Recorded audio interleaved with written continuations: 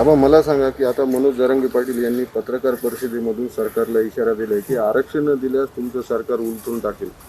ह्या बिंडोकला कळालं पाहिजे, आरक्षणाचा आणि सरकार पाडण्याचा काही संबंध येत नाही. सरकार पाडायचं म्हटलं तुम्हाला निवडणुका घ्याव्या लागतील आणि निवडणुकामध्ये ज्याला मतदान जास्त होईल तो निवडून येईल, ज्याला कमी होईल तो पडल. त्याच्यासाठी निवडणुका घ्याव्या लागेल. असं सरकार उलटून टाकण्याची भाषा म्हणजे याच्या हातात काय. आणि मागच्या वेळेसच शिव भाजपच्या विरोधात होता.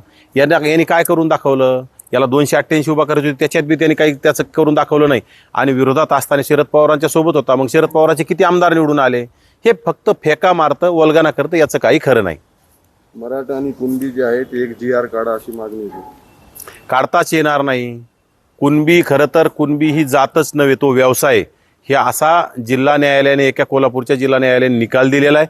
त्यामुळे ह्या सगळ्या कुठंतरी दादागिरी आणि दबावापोटी सगळे निर्णय घेतलेले आहेत. हे जे कुणबी प्रमाणपत्र बोगस वाटप झालेत हे सुद्धा एक दिवस न्यायालयाच्या माध्यमातून रद्द केल्याशिवाय आम्ही स्वस्थ बसणार नाही आणि ती एक दिवस रद्द होतील.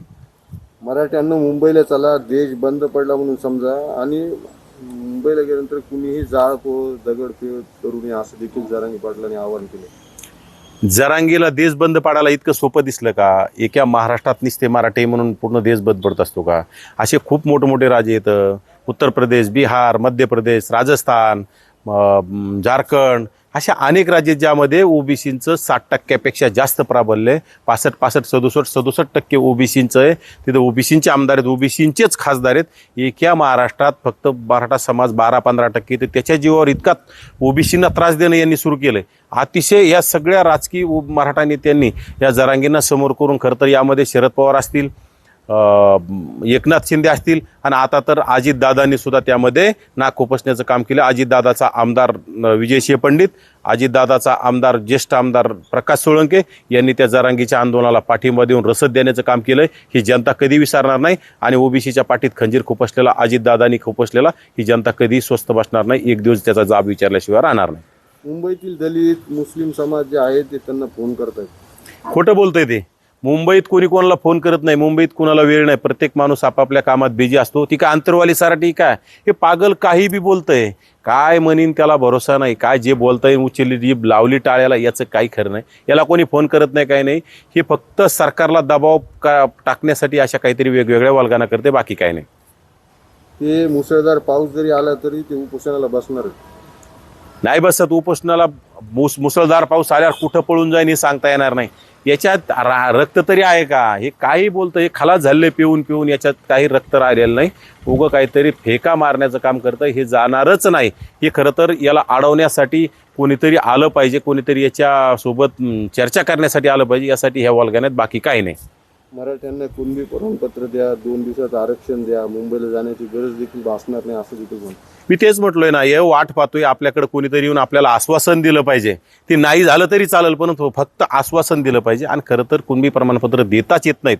जे देता आले ते दिले ते सुद्धा 80% जास्त बोगस आहेत. ते येणाऱ्या काळात नक्कीच न्यायालयाच्या माध्यमातून रद्द होतील आणि 20% राहतील. त्याची त्यांनी 100%ची छाती बडवून घेऊ नये. आणि आता तर देताच येत नाहीत. त्यामुळे कुठलंही राज्य सरकार खरं तर जरांगीला जरी मुख्यमंत्री केलं तरी ते देता येणार नाहीत. त्यामुळे जरांगीने उगं कुठतरी बळजबरी आणि दादागिरीची भाषा करू नये. फडणवीस यांना आज आणि उद्या 2 दिवसाची संधी आहे. 26 तारखेपर्यंत आमच्या मागण्याची अंमलबजावणी करा असं म्हणतात. ही दादागिरीची भाषा झाली. आणि वारंवार एका छोट्या समाजातला मुख्यमंत्री असल्यामुळं शरद पवारांना आग लागली. शरद पवारांनी हे बांडगुळ पुढं केलेलं आहे आणि ह्या बांडगुळाला समोर करून कुठंतरी अतिशय मुख्यमंत्र्याच्या कुटुंबाविषयी, मुख्यमंत्र्याच्या मातोश्रीविषयी काल वाईट बोलला. यापूर्वी मुख्यमंत्र्याच्या पत्नीविषयी बोलला आणि मुख्यमंत्र्याविषयी तर दररोज बोलतोय. माझी मुख्यमंत्र्यालाच विनंती की तुम्ही इतके दिवस शांत काय, याची पाठीमागच याच्या मुसक्या आवळणं गरजेच्या होत्या. याचं सगळं याच्या आसपासचे सगळे गुंड लोक आहेत, दारूवाले, मटक्यावाले, गुटक्यावाले, वाळूवाले, जमीन दाबणारे, हडप करणारे, विनयभंगावाले, बलात्कार करणारे, ह्या सगळ्या लोकांची याच्याकडे टोळी याच्या जीवावर, यांच्या पैशावर हे उड्या मारतोय. आणि आता काही अजितदादांचे आमदार याला रसद देत आहेत, एकनाथ शिंदेचे आमदार रसद देतात, शरद पवारांचे आमदार खासदार याला रसद देण्याचं काम करतात. यावर आंदोलन चाललेलं आहे. या राज्याच्या मुख्यमंत्र्यांनी याला वेळीच आवरावं. या कायदा सुव्यवस्था बिघडून देऊ नये. या राज्यामध्ये लोकशाही, या देशामध्ये लोकशाही, याच्या मुसक्या आवळणं तात्काळ गरजेचं आहे. एक घर एक गाडी घ्या असं मराठा समाजाला त्यांनी आव्हान केले. 27 ऑगस्टला निघायचे. मग जरांगे जर मराठा समाज गरीब म्हणतो तर मग गाडी कुठून आली मराठा समाजाकडे 4 व्हीलर?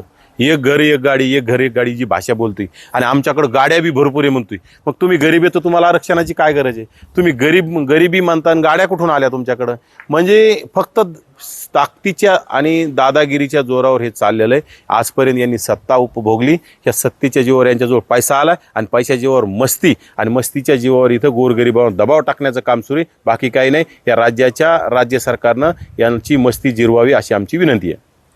फडणवीस साहेब, मी आणि माझा समाज जे आहे तो आडमुठा नाही, आणि सरकारने मराठ्यांशी दादागिरी करू नये. जरांगीचा समाज आडमुठा नाही, पण जरांगी आडमुठा आहे. जरांगीला डोकं नाही, जरांगी बिनडोके समाजाला भावनिक करून समाजाला पेटवण्याचं काम करतोय. खरं तर मुख्यमंत्र्याला माझी विनंती की याला मुंबईत येऊन देऊ नका, हे मुंबई जाळणार. आणि आजच बोललाय तो की त्या प्रश्नावर कुठंतरी मुंबईत आम्ही गेल्याच्या नंतर असं करू तसं करू, ह्या सगळ्या भाषा त्यांनी वापरलेल्या आहेत. त्यामुळे मुंबई नक्कीच जाळण्याचा जरांगीचा प्रयत्न आहे.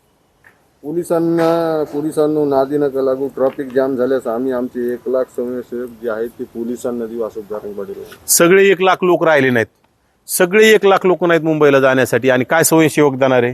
हे सगळ्या मोठमोठ्या वल्गना करायच्या, सरकारला दबाव आणण्यासाठी वल्गना करायच्या. कुठंतरी दगडफेक करू नका म्हणून त्याच्याच कार्यकर्त्याला सांगायचं, म्हणजे त्याचा उलटा अर्थ आपण घ्यायचा. दगडफेक करू नका मला त्याच्या तरुणांना, म्हणजे तो नक्कीच मुंबईमध्ये दगडफेक करणार. मुंबईमध्ये त्यांनी आता बीडमध्ये दहशत केली, मराठवाड्यात दहशत केली, मुंबईत दहशत करण्याचा प्रयत्न आहे. खरं तर याच्या मागं शरद पवारांचं मोठं षडयंत्र आहे. शरद पवारांची सत्ता गेल्याच्या नंतर एकतर छोट्या जातीतला मुख्यमंत्री झाल्यामुळं शरद पवारांची झोप उडाली, आणि जरांगेला सुद्धा फक्त शरद पवारांच्या बाजूचा मुख्यमंत्री करायचा, यासाठी सगळा हा चाललेला अट्टाहास आहे. बाकी काही नाही. त्यामुळं राज्य सरकारने याच्यावर तात्काळ कार्यवाही करावी. याच्या मागण्याकडे दुर्लक्ष करून मुंबईत आल्याच्या नंतर याची उचलबांगडी, आलेल्या लोकांची उचलबांगडी करावी, असं मी राज्य सरकारला ठणकावून सांगतोय. अन्यथा तुम्ही जर ओबीसीच्या बाबतीत जर काही चुकीचा निर्णय घेतला, ओबीसीच्या पाठीत खंजीर खुपसला, तर आम्ही सुद्धा जशाच तसं उत्तर, तुम्हाला जर झुंडशाहीचं उत्तर कळत असेल तर आम्ही सुद्धा येणाऱ्या काळात झुंडशाहीनंच उत्तर देऊ. या राज्यामध्ये आम्ही 55% आसपास आहोत, त्यामुळे आम्ही सुद्धा जशात तसं उत्तर द्यायला समर्थ आहोत. 27 ऑगस्टला सकाळी 10 वाजता जे आहे मनोज जरांगे पाटील अंतर्गत निघणार आहेत. करोडो मराठी जे आहेत ते मुंबईमध्ये दाखल होणार आहेत. मुंबईला ते जाण्यावर ठाम आहेत समाज आणि जरांगे पाटील. सगळेच लहान मोठे, ज्येष्ठ वृद्ध, महिला पुरुष 1.5 कोटी, आणि सांगायला 5 कोटी 6 कोटी काही बी सांगायचं. हे खरं तर मीडियाने लाड केलेले आहेत. मागं कोपर्डीच्या प्रकरणामध्ये जालन्यामध्ये जो मोर्चा झाला होता त्यामध्ये सुद्धा त्यांनी काय केलं होतं की असं दाखवलं की जालन्यामध्ये 18 लाख पब्लिक त्या मोर्चामध्ये मराठा समाज उतरला, आणि जालन्याचं लोकसभेचं त्यावेळेस 16,42,000 टोटल मतदान. मग इतके लोक आले कुठून, कोणते आले? हे मीडियाला हाताशी धरून, मीडियाला पॅकेज देऊन 2,000चे 2 लाख दाखवायचे. हे सगळा प्रकारे या राज्यामध्ये फक्त 1.5 कोटी मराठा आहे. जास्त हुशारी करायची नाही, जेवढे लोक आहेत तेवढे सांगायचे, खोटं बोलून रेटून न्यायचं नाही, आणि दादागिरीची भाषा अजिबात खपून घेतली जाणार नाही.